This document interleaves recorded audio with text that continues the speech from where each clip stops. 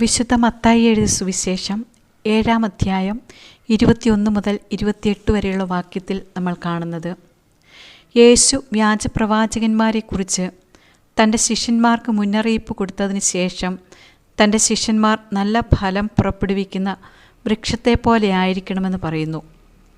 കർത്താവിൻ്റെ വചനമനുസരിക്കുന്ന നന്മയായിട്ടുള്ളവർക്കാണ് സ്വർഗരാജ്യം സജ്ജമാക്കിയിരിക്കുന്നത്. എന്നാൽ അവിടെ ആരൊക്കെ പ്രവേശിക്കണമെന്ന് തീരുമാനിക്കാനുള്ള അധികാരവും യേശുവിനാണ്. ഇവിടെ പ്രവേശിക്കുന്നതിനുള്ള നിബന്ധനകൾ യേശു നമ്മോട് പറയുന്നുണ്ട്. അന്തിമവിധി ദിവസം നടക്കാൻ പോകുന്ന സാധ്യതയുള്ള ഒരു സംഭാഷണം യേശു ഇവിടെ അവതരിപ്പിക്കുന്നു.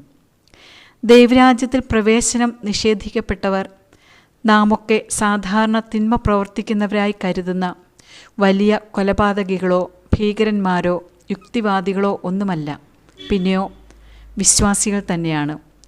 ഇവർ യേശുവിനെ കർത്താവെന്ന് വിളിക്കുന്നവരും പ്രവചനവരവും രോഗശാന്തിവരവും പിശാചുക്കളെ പുറത്താക്കുവാനുള്ള വരവുമൊക്കെ ഉണ്ടായിരുന്നവരുമാണ്.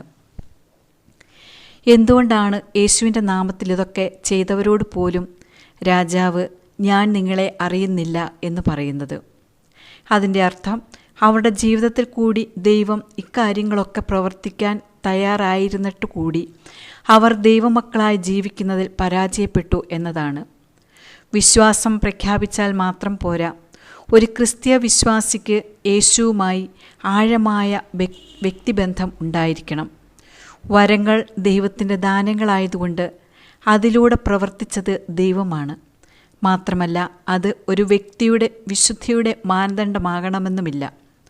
ഒരുവൻ്റെ വിശ്വാസവും പ്രവൃത്തിയും തമ്മിൽ പൊരുത്തപ്പെടുന്നില്ലെങ്കിൽ യേശുവിൻ്റെ നാമത്തിൽ അത്ഭുതങ്ങൾ പ്രവർത്തിച്ചിരുന്നുവെന്ന് പറഞ്ഞാൽ പോലും കാര്യമില്ലെന്ന് യേശു പറയുന്നു.